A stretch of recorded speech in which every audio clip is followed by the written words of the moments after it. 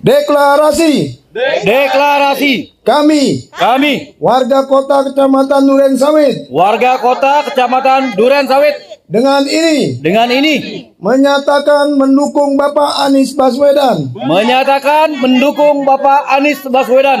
Insya Allah kita berjuang bersama-sama ke depan untuk mengembalikan Jakarta menjadi kota yang maju kotanya, bahagia warganya. Bicara tentang Pilkada Jakarta, tak bisa kita lepaskan pembicaraannya dengan Anies Baswedan.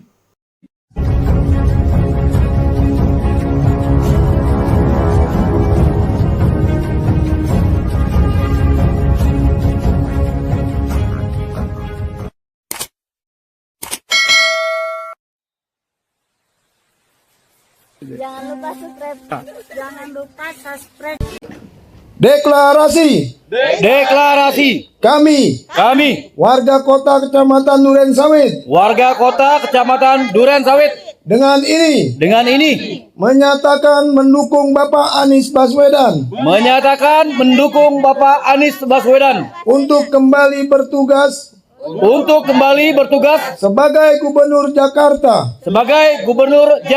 periode 2024-2029. Satu harapan kami, kembalikan Jakarta yang maju kotanya, dan bahagia warganya. Duren Sawit, Jakarta Timur, 9 Juni 2024. Atas nama warga kota Kecamatan Duren Sawit, Jakarta Timur. Warga kota Gotong royong bangun Jakarta. Anies Baswedan Maju kotanya, bahagia warganya. Memang ternyata seluruh aspek ini menjadi nggak karuan, Pak. Ya, menjadi berantakan. Jadi apa yang telah dulu dibangun oleh Bapak Anies adalah sebuah prestasi yang luar biasa. Satu, kita bangga Allah udah tunjukin satu putra bangsa.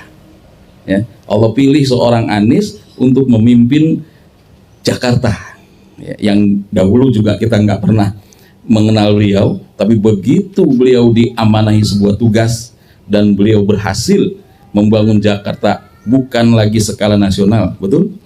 Tapi skala internasional. Prestasi yang beliau berikan buat kita semua betul baru kita rasakan manfaatnya, mulai dari KJP, KIP dan semuanya, ya Pak ya.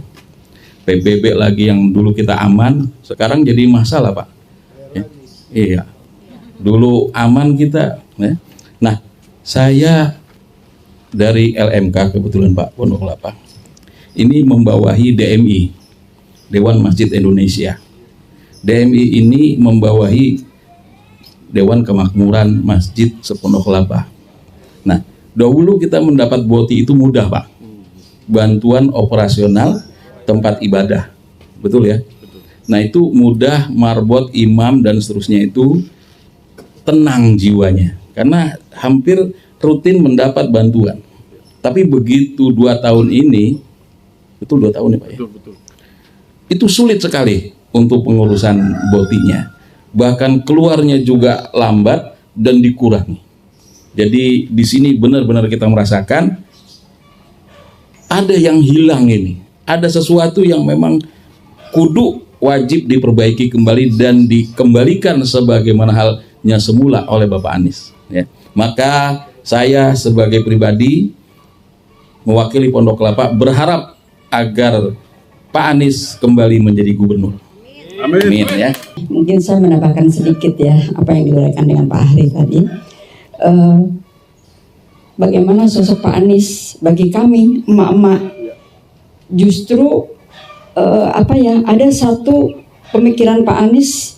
Saya ingin menyoroti masalah transportasi yang sudah terintegrasi. Itu sungguh luar biasa kita rasakan hingga sekarang. Untuk itu kenapa kita ingin Pak Anies tampil kembali untuk memimpin Jakarta. Salah satunya itu yang mendorong bagi kami emak-emak. Pas Anies Baswedan turun dari gubernur ya, bermasalah banyak KJMU anak saya sampai sempat keblokir dan nggak diperpanjang lagi. Nah, saya berusaha sekuat tenaga saya ya, saya sampai ke Bappenas, kemana-mana. Alhamdulillah beasiswa anak saya berjalan lagi. Saya ingin sekali Pak Anies Baswedan tetap menjadi Gubernur DKI Jakarta supaya maju anak bangsa. Gimana masa depan anak bangsa, anak-anak yang miskin nantinya ke depannya. Insya Allah sekembalinya ke tanah air, kami akan segera berkomunikasi dengan pimpinan PKS untuk membahas langkah-langkah lebih jauh untuk tindak lanjut ke depan. Begitu juga dengan pimpinan-pimpinan partai yang lain. Kita sudah berjuang bersama-sama di Jakarta maupun di tingkat nasional bersama PKS. Insya Allah kita berjuang bersama-sama ke depan. Alhamdulillah sesudah PKB dan PKS, insya Allah akan ada partai-partai lain yang mau berjuang bersama untuk mengembalikan Jakarta menjadi kota yang maju kotanya, bahagia warganya. Bismillahirrahmanirrahim. Assalamualaikum warahmatullahi wabarakatuh. Jumpa lagi dengan saya Bustami Narda, sahabat BN, bicara tentang Pilkada Jakarta. Tak bisa kita lepaskan pembicaraannya dengan Anies Baswedan. Sebab erat sekali kelihatannya kaitannya Anies Baswedan dengan Pilkada Jakarta ini, terutama tentu bagi rakyat Jakarta. Kita melihat sekarang nyaris setiap hari ada deklarasi di berbagai RT, RW, kelurahan dan kecamatan di Jakarta ini untuk mendukung Anies Baswedan. Mungkin tidak keliru kita kalau kita katakan sampai hari ini hanya pendukung Anies yang melakukan deklarasi di berbagai RT, RW, kecamatan dan kelurahan di Jakarta. Belum ada rasanya tokoh-tokoh lain yang dideklarasikan oleh warga Jakarta dukungannya, kecualiannya Anies. Sesungguhnya kalau kita perhatikan ini tentu menjadi pertanyaan bagi kita. Kenapa kok Anies ini sepertinya sekarang ini menjadi titik perhatian bagi rakyat Jakarta, menjadi titik perhatian bagi tokoh-tokoh di Jakarta khususnya, menjadi titik perhatian bagi partai-partai politik yang ada di Jakarta khususnya, dan juga menjadi titik perhatian bagi Dewan Pimpinan Pusat partai-partai yang ada di Republik ini. Apakah karena Anies orang kaya raya sehingga dia bisa membiayai warga untuk melakukan deklarasi itu? Apakah karena Anies kaya raya sehingga dia bisa membiayai tokoh-tokoh itu bicara untuk mendukungnya? Apakah karena Anies ini tokoh yang bisa membiayai tokoh-tokoh politik nasional untuk memperhatikannya? Atau apakah karena di belakang Anies ini ada kekuatan kekuasaan yang sangat besar sehingga orang, tokoh, partai, warga merasa perlu mendukungnya? Karena kalau tidak mendukung Anies nanti bisa berbahaya karirnya, bisa berbahaya bisnisnya, bisa berbahaya ekonominya. Apakah karena itu? Rasa-rasanya sama sekali tidak ada hal demikian. Tapi karena apa? Karena kelihatannya semata-matanya karena Anies ini memiliki hati yang tulus dan ikhlas untuk bekerja bagi rakyat Jakarta. Kalau dia nanti diberi amanah. Apa yang membuat rakyat, politisi, tokoh-tokoh, partai-partai yakin bahwa Anies akan demikian? Telah terbukti 5 tahun Anies menjadi gubernur DKI Jakarta. Anies bisa memegang amanah, memperjuangkan rakyatnya. Sudah terbukti. Seperti apa yang disampaikan oleh warga Jakarta dalam tayangan mengawali pertemuan kita ini tadi. Dan ini pula lah yang membuat Anies menjadi idaman warga negara Republik Indonesia dulunya ketika berlangsung Pilpres kemarin ini. Sehingga kita melihat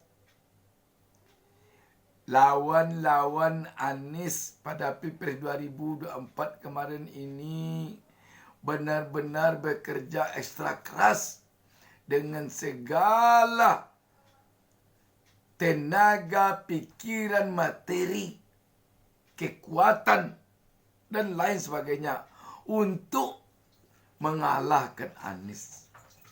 Ekstra keras perjuangannya untuk bisa mengalahkan Anies. Bahkan ada juga celetuk di tengah-tengah masyarakat kita dengar. Sampai-sampai harus mengucur dana sekian triliun untuk penyebaran bansos agar Anies bisa kalah. Itu celetuk, entah benar entah pun tidak, tapi itu yang kita dengar bisik-bisik di tengah-tengah masyarakat ketika berlangsung Pilpres kemarin ini. Sahabat BN, harus kita akui bahwa sekarang ini di Republik ini memang sulit mencari pemimpin yang hatinya, yang pikirannya, yang mulutnya, yang otaknya, yang niatnya sama untuk rakyat yang dipimpinnya. Yang banyak mulutnya bicara A, hatinya bicara B, otaknya bicara C, niatnya bicara D di dalam memimpin. Sehingga sulit sekali dipegang buah tuturnya oleh rakyat. Kalau dia bicara hitam, kadang-kadang rakyat harus mengartikannya maksudnya putih ini. Kalau dia bicara putih, rakyat terpaksa mengartikannya ini pemimpin kita ini maksudnya hitam ini. Sebab berlainan terus apa yang dikatakannya, apa yang diucapkannya dengan apa tindakan yang dilakukannya, apa kebijakan yang diambilnya. Makanya rakyat melihat Anies ini satu kata dengan perbuatannya. Dan itu telah dibuktikannya selama 5 tahun memimpin Jakarta.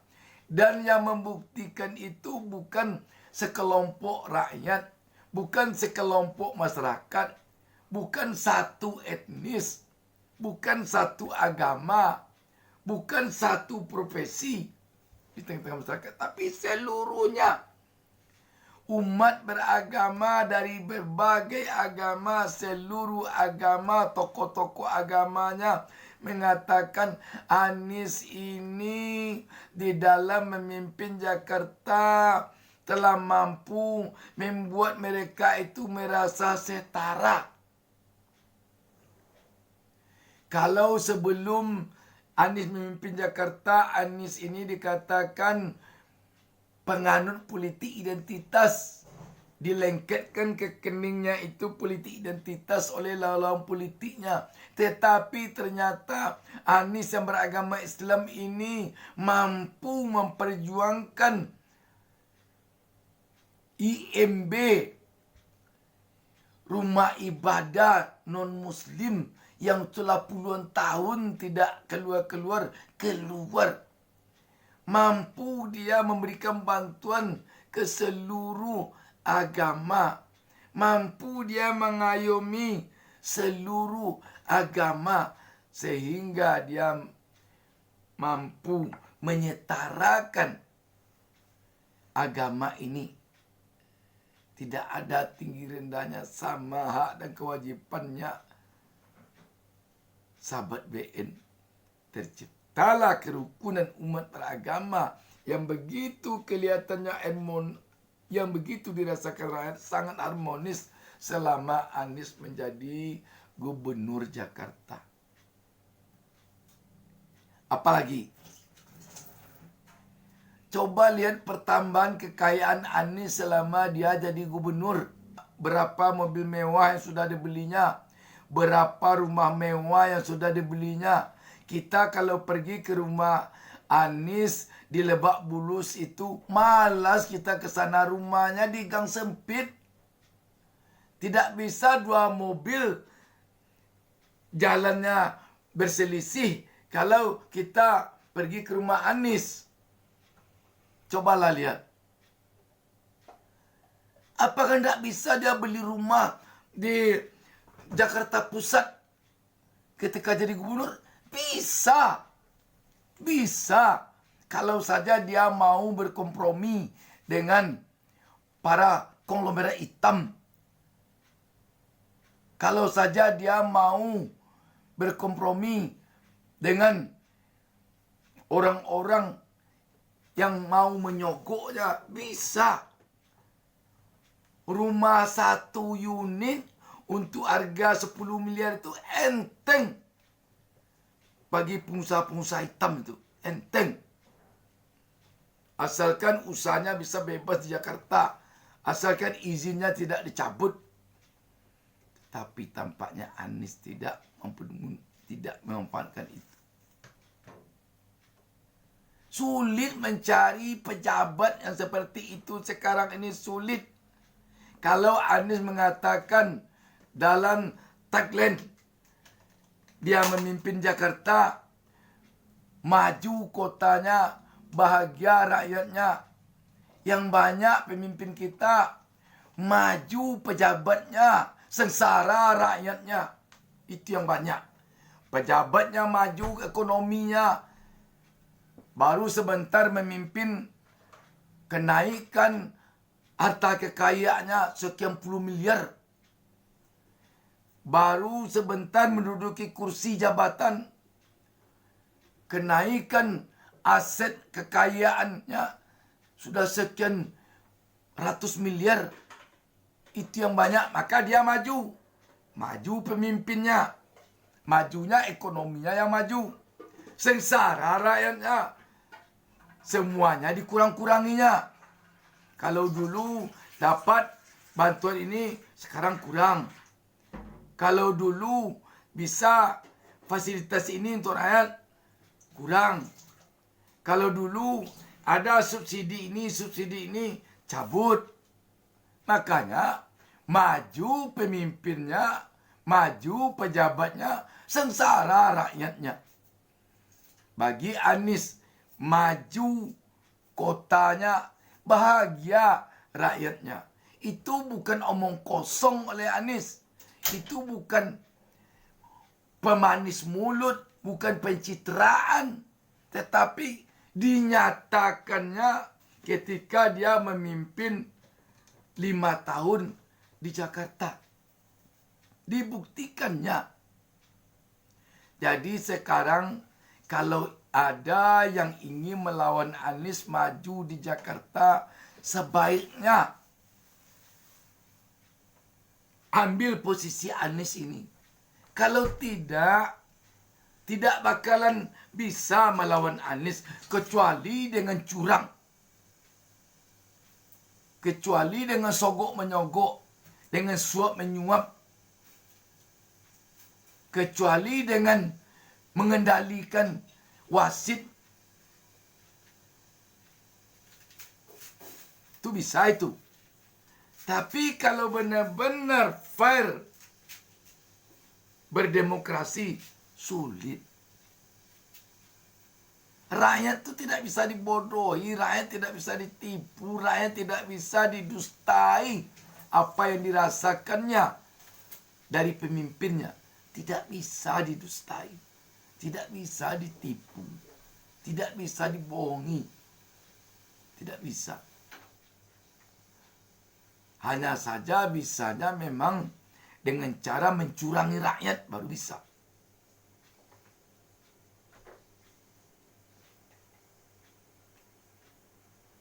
Sahabat BN, kita selaku rakyat tentu berharap pemimpin kita di Indonesia ini mulai dari yang paling tinggi sampai kepada yang paling rendah berjiwa seperti Anies ini, berprinsip seperti Anies ini.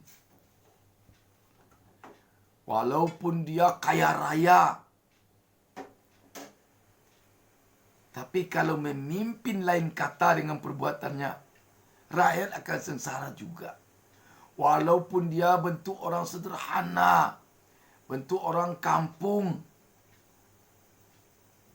Tetapi kalau dia memimpin dengan cara lain mulut, dengan hatinya, lain kata dengan perbuatannya, rakyat akan sengsara juga.